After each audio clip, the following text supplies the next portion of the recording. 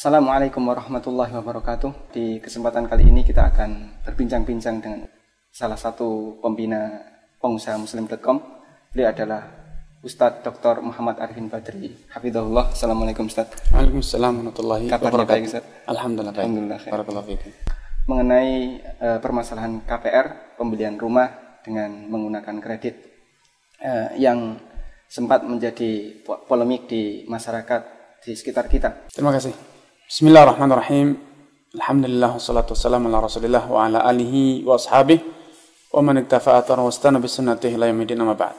Kebutuhan rumah adalah kebutuhan primer bagi setiap insan. Karenanya untuk urusan pengadaan rumah sebagaimana urusan pengadaan sandang dan juga pangan, itu setiap orang pasti akan memikirkannya, terus bergelut untuk bisa memenuhi kebutuhan. Namun permasalahannya adalah terletak pada bagaimanakah cara memenuhi kebutuhan tersebut. Islam ketika mensyariatkan atau mengizinkan umatnya untuk memenuhi kebutuhan tersebut, memberikan banyak solusi, banyak cara-cara untuk bisa ditempuh sejalan dengan syariat Islam, tidak bertentangan dengan syariat Islam. Di antaranya adalah dengan bekerja tentunya untuk bisa menghasilkan penghasilan yang cukup, menyisihkan penghasilan yang cukup sehingga membeli barang dengan cara tunai. Bisa dengan juga ada jalur warisan. Orang tua meninggal mewariskan rumah. Dan juga bisa dengan cara menyewa yang kita mungkin untuk membangunnya belum mampu. Hanya saja tentu masing-masing dari beberapa pilihan tersebut memiliki sisi positif dan negatifnya. Misalnya membeli, berarti kita harus memiliki uang dalam jumlah besar.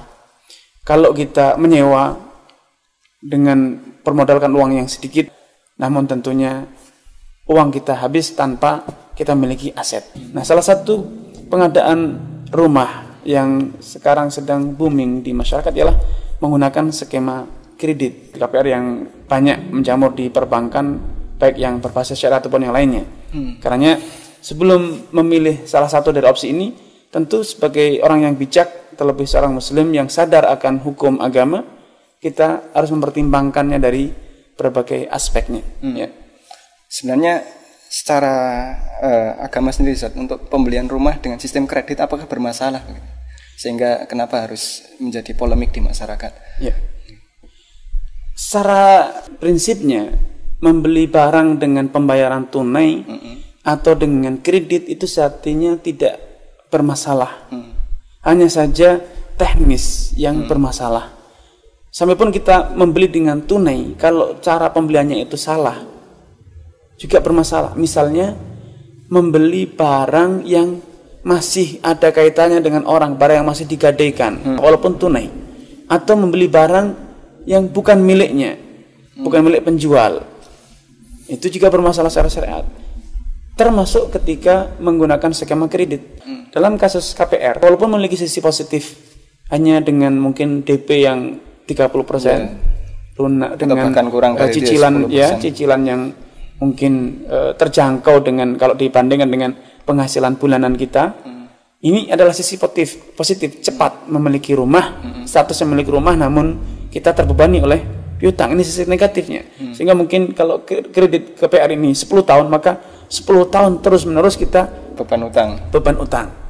Sampai-sampai seringkali menjadikan kita serba tidak nyaman. Mau berbelanja khawatir nanti datang debt kolektornya, misalnya penagih hutangnya, kalau tidak segera dibayar. Nah, ini permasalahan yang paling krusial. Akan ada denda yang itu dalam tinjauan syariat adalah riba, kalau ada dendanya. Poin kedua, nah, karena KPR yang ada di masyarakat seringkali menggunakan perbankan di negara kita adalah lembaga intermediasi yang bukan lembaga badan usaha yang bisa membeli, menjual barang secara langsung, namun hanya bisa melakukan kegiatan pembiayaan saja. Sehingga hakikatnya dalam masalah ini, perbankan itu hanya memberikan sejumlah piutang kepada Anda, kemudian meminta kembalian lebih, dan ini adalah riba. Nah, akhir-akhir ini muncul KPR syariat yang katanya bebas dari riba. Nah, ini ternyata juga tidak seperti yang digambarkan, tidak seperti yang dipromosikan. Ternyata masih kental dengan riba. Buktinya nasabah calon pembeli diwajibkan membayar DP terlebih dahulu yang besarnya itu bisa sampai 30%. Undang-undang perbankan yang baru sekarang, KPR itu minimal 30% dari nilai transaksi. Nah, dalam konsep atau dalam hukum fikih, bahwasannya kalau kita sudah membayar DP suatu barang, berarti secara hukum sah. Bahkan kalaupun belum bayar DP, asal kita sudah membuat suatu akad pembelian, secara sah barang tersebut menjadi milik kita. Sehingga kehadiran perbankan di sini, karena kita tahu perbankan bukanlah sebagai pemilik barang, yang rumah itu adalah milik developernya, perusahaan developernya, otomatis kehadiran perbankan ini pantas dipertanyakan. Apa status mereka dalam transaksi jual beli antara saya dengan developernya? Yang ada adalah mereka hanya sebatas menghutangi sejumlah tagihan yang harus dibayarkan dan kemudian mereka menambahkan bunganya dalam hitungan 20% atau 30% atau yang lebih. Nah, ditambah lagi dalam KPR itu nasabah sudah melakukan DP pembayaran di muka 30% atau berapa. Nah, ini semakin menguatkan kesimpulan bahwa sejatinya rumah itu dibeli dari developernya oleh nasabah, oleh konsumen, dan kemudian untuk menutupi kekurangannya maka datanglah perbankan atau PT pembiayaan baik yang bernama konvensional atau syariat menutupi yang 70%-nya. Adapun yang dikatakan dalam konsep syariah menggunakan wakalah, di mana perbankan membeli terlebih dahulu, yang kemudian perbankan memberikan surat wakalah, surat kuasa kepada nasabah untuk membeli atas nama bank. Ini hanya kamuflase semata. Karena hakikatnya nasabah terlebih dahulu telah membayar DP. Namanya DP itu adalah bagian dari pembayaran. Dan ketika dia membeli pun dia membeli atas nama diri sendiri.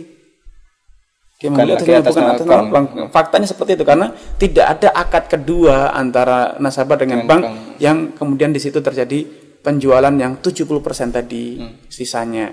Kemudian faktanya juga makanya dalam pajak penjualan dan pembelian hanya sekali.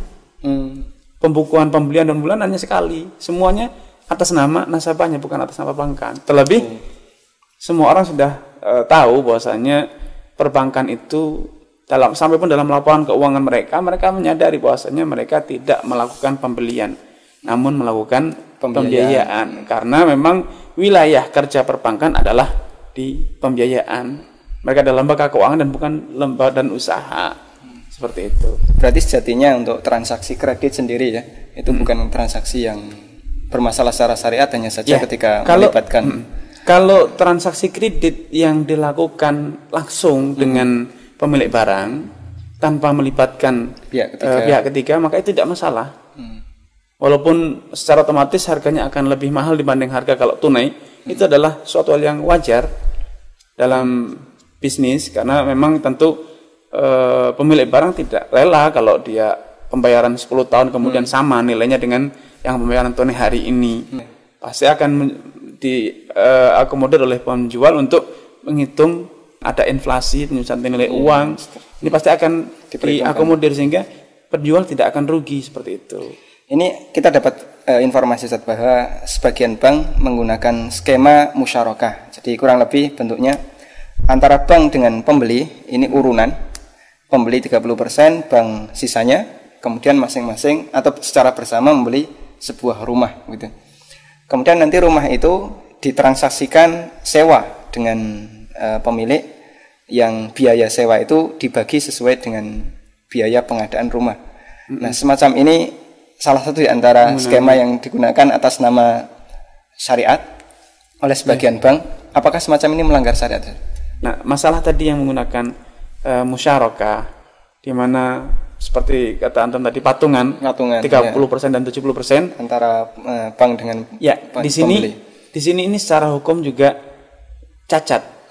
Karena faktanya perbankan itu tidak boleh membeli secara perundangan. Buktinya silahkan dibalik. Perbankan itu yang membeli terlebih dahulu, tidak mungkin. Tidak boleh. Atau dengan cara lain, perbankan melakukan pembiayaan lebih dibanding dari 70%. 90%, nasabah 10%. Mereka tidak akan mau karena itu melanggar peraturan. Yang semuanya itu mengacu pada bahwasannya atau bermuara pada kesimpulan bahwa perbankan itu hanya melakukan pembiayaan dan bukan jual beli. Karenanya segala kerusakan yang terjadi biaya ditanggung oleh konsumen bukan oleh perbankan. Kalau itu musyarakah, otomatis kalau selama masa penggunaan sebelum itu dibeli oleh nasabah, maka perbankan akan seharusnya juga turut menanggung kerugian yang terjadi. Ternyata perbankan juga tidak menanggung kerugian tersebut.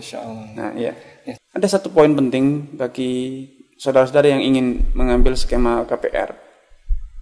Bahwasanya kalau kita hitung secara logika, hitung-hitungan matematisnya, kalau kita bisa melunasi kreditan KPR, kenapa kita tidak bisa menabung? Sehingga dengan hasil tabungan kita bisa membeli rumah dengan mutu yang lebih bagus, dengan nilai yang lebih murah.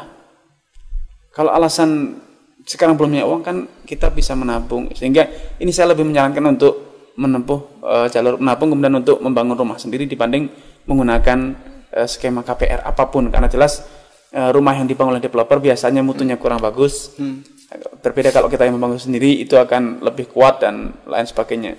Ini poin yang ingin saya tambahkan. Namun satu lagi Ustadz, ini yang menjadi stigma di masyarakat kita sebenarnya tadi sudah disinggung, sudah menjadi pertimbangan banyak orang. Kalau kemudian kita harus menabung, itu nampaknya sangat sulit untuk bisa mewujudkan rumah. Berbeda jika kemudian kita menggunakan KPR, sangat terbantukan. Mungkin ada saran yang bisa disampaikan. Apa yang disampaikan tadi memang itu dikeluhkan oleh banyak orang. Namun secara de facto, ketika kita mengikuti KPR, toh kita juga dibebani oleh tagihan yang harus kita bayarkan setiap bulan dalam jumlah yang lebih besar dibanding kalau kita nabung. Prakteknya biasanya keuntungan yang didapat oleh perbankan dari KPR semakin lama masa kreditnya semakin besar, bisa sampai mencapai 80% dari nilai aslinya atau bahkan lebih. Sehingga seakan-akan kita membayar 2 kali lipat. Bahkan sehingga bisa lebih. Bebannya itu akan sangat berat sekali. Ketika nabung, kita cukup menabungkan separuh dari nilai yang selama ini kita bayarkan ke bank. Cuman permasalahan harga tanah itu semakin lama makin melambung, sehingga berkejar-kejaran dengan karena ketika kita menabung itu kita tidak membeli tanah dan rumah sekaligus. Kita bisa membeli tanah terlebih dahulu, nabung dalam 2-3 tahun beli tanah. Setelah beli tanah nanti mulai nyicil bangunan sedikit sesuai dengan, sehingga ringan bebannya. Kemudian kedua, tanah itu kita jangan kaku, artinya tanah di sini, kalau di sini mahal ya harus beli di sini. Ini adalah kesalahan pola pikir. Kita kalau di tanah daerah sini mahal, ya kenapa tidak berpindah di daerah lain selama masih di satu wilayah. Infrastruktur pembangunan juga semakin melebar ke semakin menjauh, kenapa kita tidak ambil yang lebih jauh dikit. Seperti itu, sehingga kita harus ada fleksibilitas dalam sikap kita. Tapi kalau kita harus tanah ini dan tahun depannya harus ini yang saya beli, itulah kesalahan kita. Padahal bisa jadi tanah ini untuk tahun ke depan sudah tidak lagi prospek. Ada tanah yang lebih murah dan lebih prospek, karena mungkin ada pembangunan jalan lingkar, ada jalan tol baru yang dibangun, mungkin ada mall baru yang dibangun, sehingga akan lebih strategis letaknya. Makanya perlu ada fleksibilitas dalam sikap kita, dalam pembelian, dalam pemilihan tempat. Kalau itu yang kita beli, maka otomatis akan naik. Tapi kan pilihan itu banyak. Betul. Kenapa mesti kita harus milih yang ini? Tahun depan ya harus ini juga. Kan ada tempat lain, ada perumahan baru yang dibangun, ada kafe baru yang baru dibuka sehingga harganya lebih murah. Gitu. Cukup detail sekali tentang hukum KPR, dan kita bisa simpulkan sejatinya KPR yang melibatkan bank, baik bank konvensional maupun bank yang berlabel syariah, itu tidak lepas dari unsur pembiayaan, sehingga tidak diperbolehkan di sana adanya tambahan, karena tambahan ini termasuk di antara transaksi riba. Mudah-mudahan apa yang beliau sampaikan menjadi pelajaran yang bermanfaat bagi kita. Kita akhiri, wassalamualaikum warahmatullahi wabarakatuh. Wa akhiru da'wana alhamdulillahirabbil alamin. Wassalamualaikum warahmatullahi wabarakatuh.